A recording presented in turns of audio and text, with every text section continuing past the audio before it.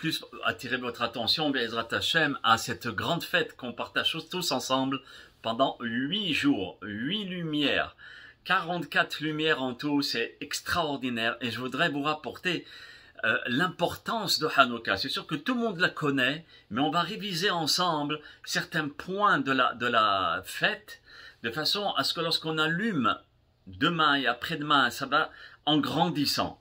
Et donc nos sages nous disent très bien que il faut rester devant. C'est pas le tout seulement d'allumer puis hop là puis on s'en va. On va honorer l'événement en restant minimum un temps d'une demi-heure de façon à prendre le maximum de lumière. Il y avait un très grand tzaddik à Admour qui s'appelait Rabbi Yosef Mespinka. Il y a son petit-fils qui se trouve à Jérusalem, que je connais personnellement.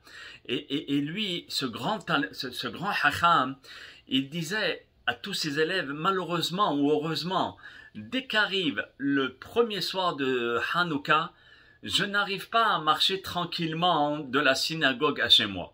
Je peux pas.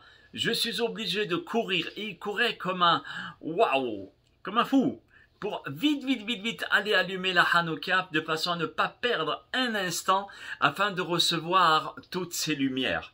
Donc, il faut conscientiser qu'au moment où on allume ces lumières, il y a ce qu'on appelle le Oraganos. Le Oraganos, c'est une lumière qu'Akadosh Baruch Hu avait mis avant même la faute de Adam Arishon.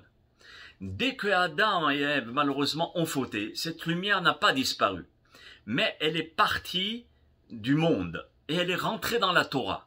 C'est-à-dire que lorsqu'on étudie la Torah comme il le faut, comme il se doit, alors à ce moment-là, cette lumière nous éclaire et nous dirige.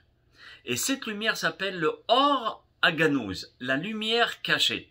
Et c'était cette lumière-là qui donnait la possibilité à Adam et Chava de voir d'une extrémité à une autre extrémité du monde et aussi de comprendre tous les mystères de la création, des noms de Dieu. C'était vraiment fantastique. Et dès la faute, malheureusement, cette lumière a disparu, mais au moins elle est rentrée dans la Torah. Et nos Hachamim nous disent, elle est aussi dans la lumière des nérotes de Hanouka, des 8 jours de Hanouka, qui est le suprarationnel, le 8. Le 7, c'est le rationnel, et 7 jours de la semaine. Mais le 8, c'est au-delà. Vous voyez même son signe. Le 8, comme ça, on le fait de cette manière, c'est l'infini. D'accord? L'infini en elle-même, parce qu'on dépasse le cadre de la vie pour aller chercher cette lumière qui s'appelle le Oraganus. Et dès qu'on la veut, cette lumière vient sur nous. Donc l'essentiel, c'est de se transformer en réceptacle de façon à recevoir cette lumière. Et comment on peut se transformer en réceptacle?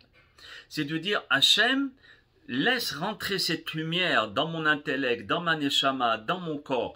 Et elle a la faculté, cette lumière, de guérir les malades, de soigner les gens qui, malheureusement, souffrent de maux. Surtout, voilà, Hervé, tu travailles dans la moi, t'es psychiatre, tu peux conseiller au Bnei Israël de regarder les nérotes de la Hanouka minimum pendant une demi-heure. Au moins qu'ils s'assoient devant.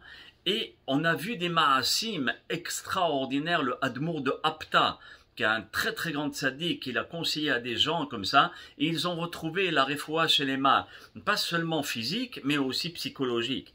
Donc c'est une lumière exceptionnelle. Ça, c'est des petites insinuations de la Hanouka. Il y a encore plein d'autres. Il y en a encore plein d'autres. Bli Neder, la semaine prochaine, j'en apporterai d'autres Bli Neder, Be'ezrat Hashem.